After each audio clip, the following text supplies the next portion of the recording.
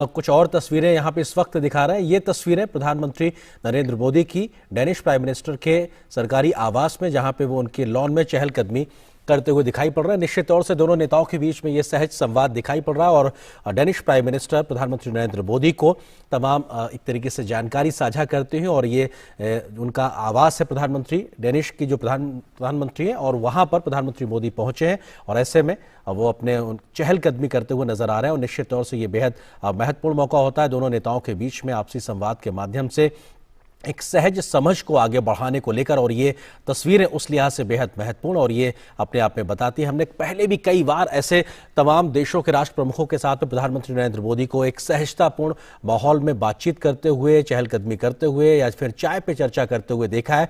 उसी प्रकार की तस्वीरों को एक बार हम फिर से कोपेनहेगन से, डेनमार्क की राजधानी जहां पे प्रधानमंत्री का जो राजकीय आवास है, वहां से हमको ये तस्वीरें दिखाई पड़ रही हैं और दोनों नेता सहजतापूर्ण तरीके से आपसी संवाद करते हुए। ये तस्वीरें अपने आप में बेहद महत्वपूर्ण, क्योंकि कई बार ऐसे पहले मौके हमने देखे हैं जब प्रधानमंत्री मोदी की भारत में किसी राष्ट्र प्रमुख के साथ में इस प्रकार की तस्वीरें, या फिर जब वो कहीं विदेशी दौरे पर होते हैं तो इस प्रकार की एक सहज संवाद की स्थिति देखने को मिलती है। कोई तीसरा व्यक्ति नहीं, दोनों नेता एक दूसरे के साथ में बात करते हैं तो निश्चित तौर से जो साझा हित है, जो तमाम जो बातें हैं जो दोनों देशों के भलाई के लिए हैं, या कहा जाए एक तरीके से जो दुनिया की भलाई के लिए, उन तमाम मसलों पर विस्तार से बात करने का एक मौके के तौर पे होता है। और अपने आप में एक आधार तैयार होता है, एक समझ तैयार होती है और उस समझ के आधार पर आगे बढ़ने का मौका मिलता है। हमारे सहयोगी सुधाकर दास इस वक्त हमारे साथ में डेनमार्क की राजधानी कोपेनहेगन से ही मौजूद है, जहां पे प्रधानमंत्री इस वक्त प्रधानमंत्री डेनिश प्राइम मिनिस्टर के राजकीय आवास पे मौजूद है। सुधाकर, इन तस्वीरों को किस तरीके से समझने की जरूरत है कि एक सहज संवाद का एक मौके के तौर पर दोनों प्रधानमंत्री चहलकदमी करते हुए? बिल्कुल आर्यन, आपने सही कहा। और भारत डेनमार्क रिश्तों की एक नई तस्वीर है। ये नई एक तरह से नया अध्याय है, आप कह सकते हैं।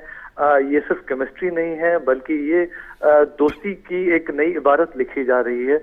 जिस सहज तरीके से दोनों नेता संवाद कर रहे हैं, और हम देख सकते हैं कि एक इनफॉर्मल तरीके से, और ये एक दूसरे को समझने समझाने की कोशिश।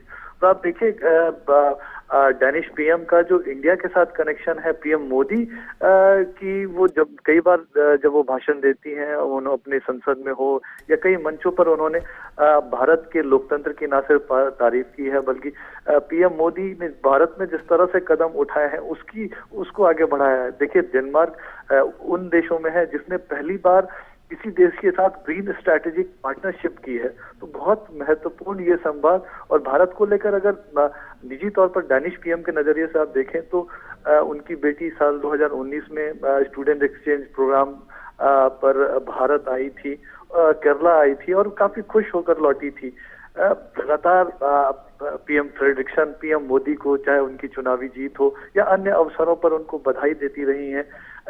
तरह से बहुत गहरा संवाद उन दोनों के बीच होता रहा है। कोविड के दौरान काफी बार संवाद हुआ दोनों नेताओं के बीच। कोविड के बाद अगर कोई फर्स्ट लीडर जिसने इंडिया विजिट किया था तो वो डेनिश पीएम थी। तो आप समझ सकते हैं कितना आत्मीय संबंध दोनों नेताओं के बीच है। और जाहिर तौर पर इस संबंध की वजह से भारत डेनमार्क रिश्तों को एक तरह से न सिर्फ मजबूती मिल रही है, बल्कि एक नया अध्याय भी उसकी वजह से लिखा जा रहा है।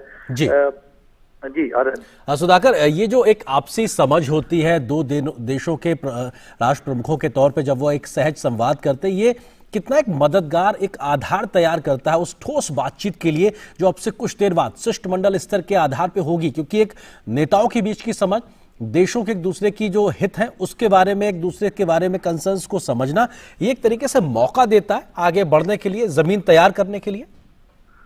बिल्कुल। देखिए, हम जानते हैं कि पीएम मोदी किस हम्बल बैकग्राउंड से आते हैं, किस तरह से गरीबी में उनका संघर्षों में जीवन बीता, और आज वो जो कुछ भी कर रहे हैं उसमें कहीं ना कहीं जो समाज में सबसे निचले पायदान पर जो व्यक्ति है उसमें आत्मविश्वास भरने की कोशिश रहती है उनकी तमाम नीतियों में। और अगर डेनिश पीएम की भी बात करें आर्यन, तो वो भी काफी हम्बल बैकग्राउंड से रही हैं। उनके पिता एक टाइपोग्राफर थे, उनकी माताजी एक टीचर थी। तो निश्चित तौर पर ये दोनों ऐसे नेता हैं जो जमीनी जो समस्याएं हैं उनको समझते हैं, उनको दूर करने का तरीका जानते हैं। और शायद यही वजह है कि दोनों नेताओं के बीच इस तरह की एक जो बेहतर केमिस्ट्री बनी है और निश्चित तौर पर लगातार 2020 में ग्रीन स्ट्रेटेजिक पार्टनरशिप भारत के साथ हुआ था डेनमार्क का। उसके बाद साल 2021 में डैनिश पीएम ने भारत विजिट किया था। हमने देखा कि किस तरह से अगले 5 वर्षों के लिए ग्रीन स्ट्रेटेजिक पार्टनरशिप को आगे बढ़ाया जाए, उसमें क्या short term long term goals हो सकते हैं उसको तय किया गया है।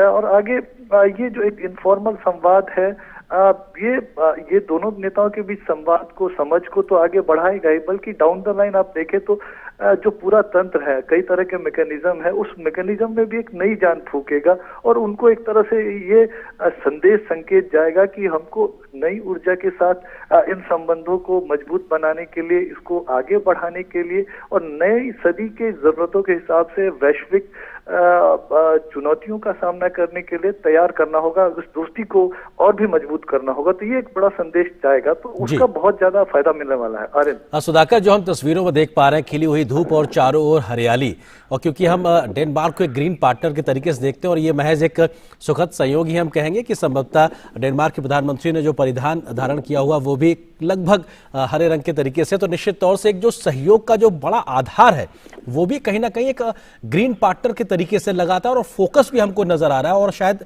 ज्यादा बड़ी हम तरीके से हेडलाइन भी उसी नजरिए से देखेंगे जहां पे ग्रीन कोऑपरेशन में एक बढ़ते हुए सहयोग को हम देख पाएंगे। जी बिल्कुल। और अब देखिए आनंद, एयरपोर्ट पे किस तरह से डैनिश पीएम वो पहुंची, उन्होंने पीएम मोदी का स्वागत किया। घर पर वो अपने हस्बैंड के साथ, पति के साथ उन्होंने पीएम मोदी को रिसीव किया। तो वो कोई भी मौका नहीं छोड़ना चाहती हैं। पीएम मोदी कंफर्टेबल रहे। एक तरह से देखिए, जरूर ये दौरा औपचारिक होता है, लेकिन ये एक अनौपचारिक मुलाकात।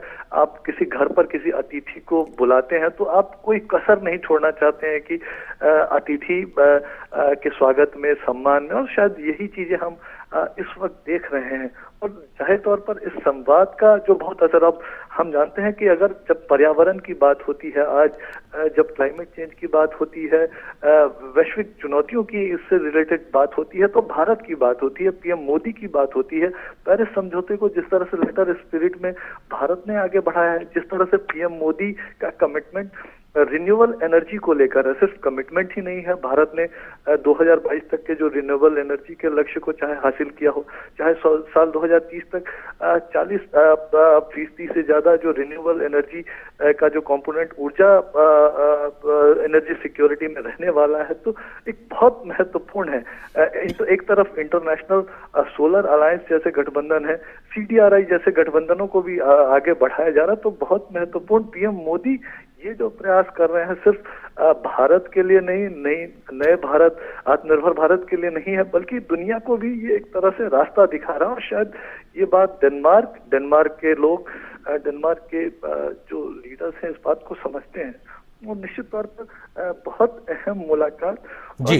जाहिर तौर पर अभी जो बातचीत हो रही है, तो मुझे जरूर लगता है कि द्विपक्षीय संबंधों को लेकर बातचीत तो हो ही रही होगी, बल्कि एक तरह से अब कैसे एक और नई चांद फूंक सकते हैं। एक नई शुरुआत पहले ही हो चुकी है, और लेकिन उसकी रफ्तार और कैसे बढ़ाई जा सके, उसमें और भी एलिमेंट्स कैसे जोड़े जा सके, उसकी चर्चा हो रही होगी। सुधाकर, आप हमारे साथ बने रहिए। खास मेहमान हमारे साथ विवेक मिश्रा जी भी बने हुए, फेलो ORF के।